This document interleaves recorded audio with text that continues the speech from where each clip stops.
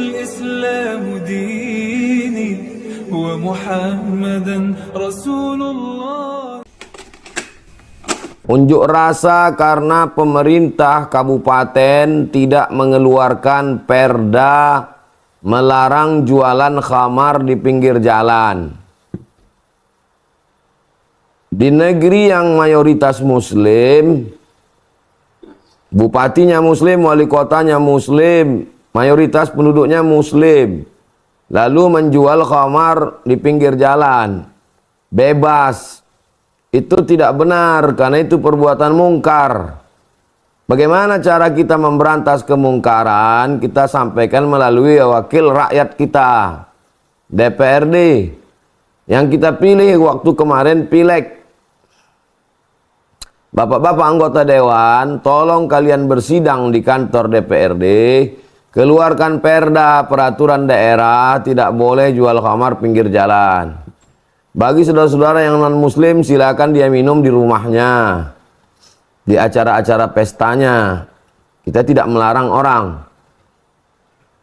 Ternyata buntu di parlemen karena anggota dewannya sudah disogok sama pabrik khamar. Maka kita turun ke jalan. Turun ke jalan itu namanya unjuk rasa.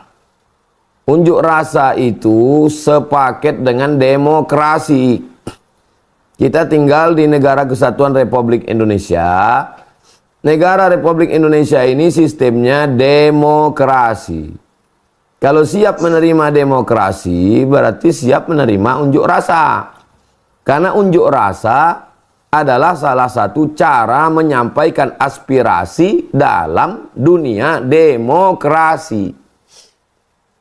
Jadi pahami dengan baik. Bagaimana dalam kacamata Islam? Man ra'a minkum mungkaran, siapa di antara kamu melihat kemungkaran, falyughayyirhu biyadi, robah dengan tangan, keluarkan perda. Fa illam yastati, kalau tidak sanggup, fa bilisanih, dengan lisan. Saya kalau lisan saya sendiri orang nggak takut. Tapi kalau beramai-ramai kita turun ke bawah, cepat tutup ini Pak, pabrik khamar nih. Kalau tidak hancur ini semua. No viral, no justice. Kalau tidak dipiralkan tak ada keadilan. Bagaimana mau viral kalau orang tidak turun ke jalan? Ini bagian dari demokrasi. Maka itu bagian dari amar ma'ruf nahi mungkar.